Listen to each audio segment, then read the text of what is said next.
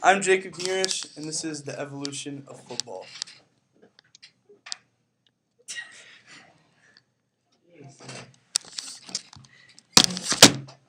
There once was a sport where 15 people lined up on both sides of the ball and beat the heck out of each other for no reason.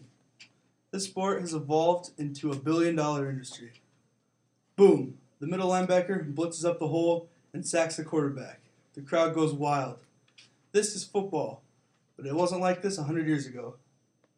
Football has come a long way since it was made, and here's how. I'm a football fanatic and I've done extensive research. Three of the biggest game changers were the down and distance rule, the tackling rule, and the forward pass.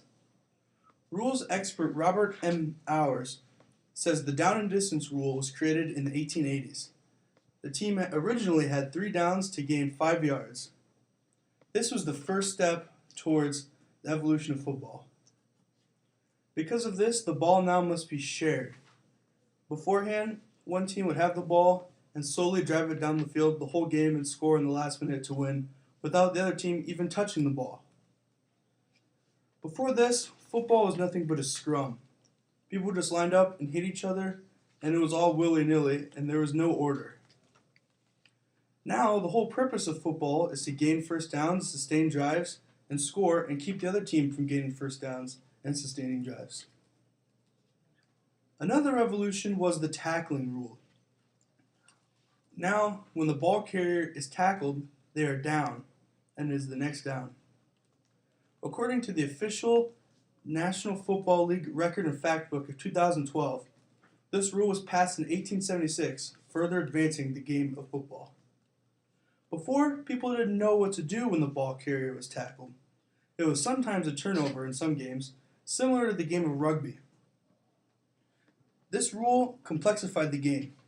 Defense now became a priority instead of a liability. Tackling also enforced the down and distance rule. When the ball carrier is tackled, the down changes.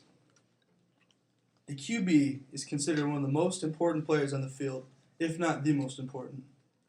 The forward pass enabled the quarterback to be born. Imagine football without a quarterback. It would just be a different version of rugby.